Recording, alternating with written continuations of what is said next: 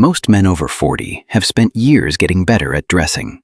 Better shirts, better fit, better jackets. And most of them are still undermining all of it with shoe decisions they made years ago and never revisited. The mistakes are not the obvious ones. Every channel covers square toes and dress shoes with jeans.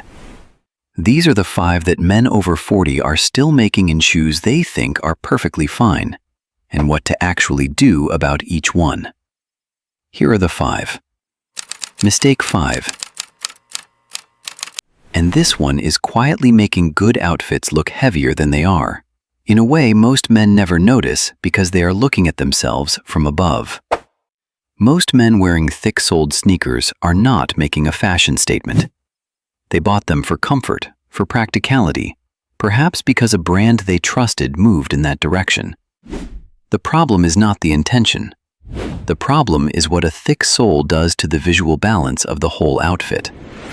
A thick sole adds visual mass to the lowest point of the silhouette. The eye registers the heaviest element in any composition first. When the heaviest element is the shoe, the entire figure reads as bottom-heavy, which the eye translates as shorter, wider, and less composed. This happens regardless of what is happening above the waist. A clean shirt, fitted trousers, a considered jacket, all of it gets read through the lens of the heaviest element. Picture this: a man in dark, well-fitted jeans, a simple navy knit, a clean jacket. From the waist up, the outfit is sharp. And then the eye reaches his feet, chunky white trainers with a sole that adds 2 inches of visual noise. The outfit that should have felt effortless instead feels like it is trying to reconcile 2 different wardrobes. The fix: a low-profile leather sneaker. No thick sole construction. No complex cushioning visible from the outside. No heavy branding. White leather, navy, cream, or soft gray. The profile of the sneaker should be so clean that the shoe itself is barely noticed, which is exactly the goal. Modern low-profile leather sneakers offer the same comfort as their bulkier counterparts. The difference is entirely visual. And visual is what the room sees when a man walks in before anything else communicates. When your shoes are the last thing anyone notices, the rest of you starts doing the work. Mistake 4. The one that is quietly lowering the standard of every outfit it appears in, and the one most men are completely unaware of because the shoes still function. Most men keep shoes too long, not out of carelessness, but because the shoes still do what shoes are supposed to do. They are broken in. They are comfortable. Replacing them feels wasteful when there is nothing visibly wrong. But here is what changes after 40. At 25, a worn shoe reads as casual, relaxed, maybe even intentional. At 45, the same worn shoe reads differently. It reads as a man who has stopped paying attention to the details. Not dramatically, not obviously, but the impression shifts. The shoe has not changed. What the shoe communicates at this stage of life has. There is a specific way a worn shoe degrades the rest of an outfit. Most people cannot name it. They just register that something does not quite land. The jacket may be excellent. The trousers may fit well. But if the shoe below them looks tired, the whole effort looks like it stopped halfway. The fix has 2 parts. The first is maintenance, which costs almost nothing. A soft brush removes surface dust that would otherwise work into the leather grain over time. Leather conditioner applied every few months, not every week, just occasionally, keeps the leather supple and prevents it from drying and cracking at the flex points. Polish matched to the shoe color restores the surface that daily wear gradually strips away. And a cobbler can replace a worn heel for significantly less than the cost of a new pair of shoes. These are not complicated habits. They are small, consistent actions that keep good shoes looking like good shoes for years longer than most men get out of them. The second part is knowing when to stop polishing and start replacing. If the crease lines across the toe box have become permanent, visible even when the shoe is not being flexed, no amount of conditioning or polish will restore them. That shoe has done its work. replace it without sentiment. A well-maintained shoe is one of the clearest signals that a man manages his image in the details. It is also one of the least expensive signals to produce. Mistake 3. The most common reason a well-dressed man looks slightly unresolved below the waist and cannot explain why. Every fabric carries visual weight. Linen is light and draping. Flannel and heavy wool are grounded and substantial. Most men understand this instinctively when it comes to jackets and shirts. A linen shirt does not pair naturally with a thick tweed jacket. The weights fight each other. Almost no man applies this same thinking to shoes.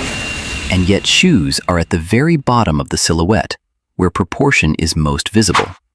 Light trousers want light shoes. Heavy trousers can carry heavier shoes. When those weights do not match, the outfit looks polished from the waist up and slightly wrong from the knee down, like two considered decisions that were made independently and never introduced to each other. Here is what this looks like in practice. A man in linen trousers, the lightweight, draping kind that belong in summer or warm weather, pairs them with a heavy derby or a full brogue Oxford. Each piece is good, but the linen is whispering and the shoe is speaking loudly. The shoe pulls visual weight downward in a way that makes the whole outfit feel off balance. The fix. Match the visual weight of the shoe to the visual weight of the trouser. Linen, lightweight cotton, and slim chinos pair naturally with loafers, suede derbies, or low-profile leather sneakers, shoes that move and feel as effortless as the fabric above them. Heavy flannel, structured wool, and thicker autumn trousers support a full brogue or a substantial Chelsea boot. Those heavier shoes give the heavier fabric the visual grounding it needs to feel intentional rather than simply heavy. A useful way to check this before leaving the house. Stand back from a mirror and cover the top half of your reflection. Look only at the trousers and shoes together. Does the shoe feel like a natural conclusion to the fabric? Or does it feel like a different outfit happened below the knee? When it feels like a different outfit, this weight mismatch is usually the reason. This is the kind of detail that makes people describe a man as well-dressed without being able to say specifically what he did. The outfit simply reads as considered, because every element was chosen in relation to the others, not independently. 2 more to go. Both of them are mistakes most men have never been told about. Before we get there, which of these first 3 do you think most men over 40 are still making right now? Drop it in the comments. I read every reply and it genuinely shapes what we cover next. Mistake 2.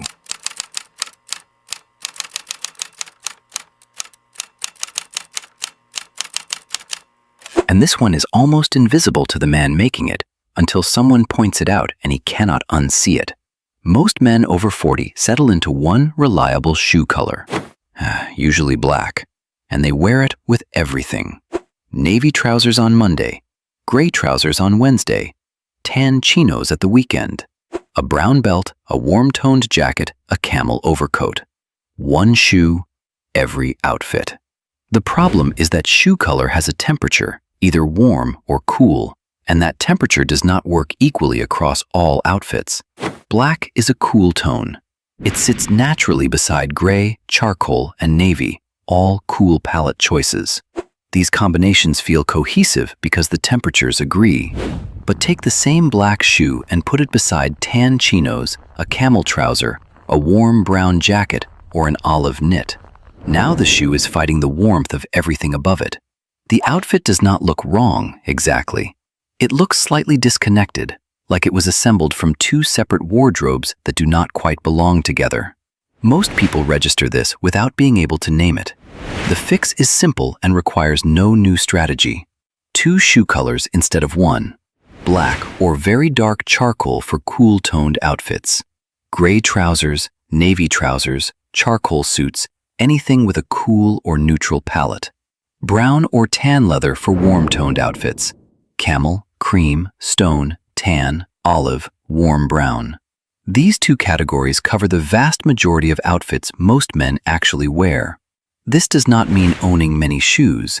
It means owning the right two base colors so that whatever you are wearing, the shoe completes the palette rather than interrupting it. A man does not need a large shoe collection. He needs the right foundation within the outfits he actually owns. Getting this right is one of those adjustments that takes 5 seconds in the morning and changes how every outfit reads for the rest of the day. And the most important one, Number 1.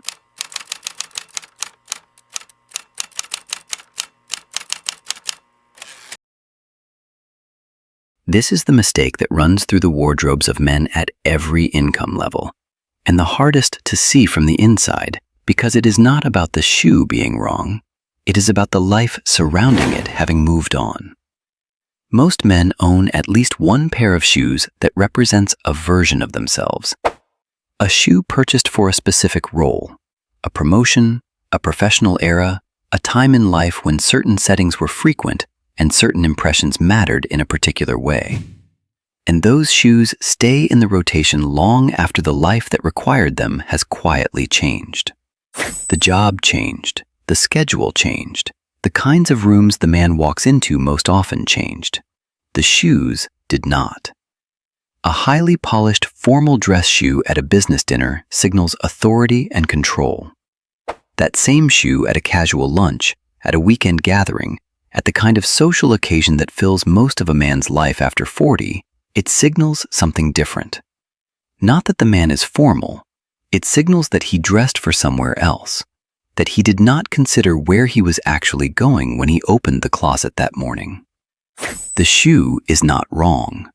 The context has changed and the shoe has not moved with it. The fix starts with one question. Before choosing a shoe each morning, ask, does this shoe match where I am actually going today? Not where I used to go? Not where part of me feels I should be going? But where I am actually walking into.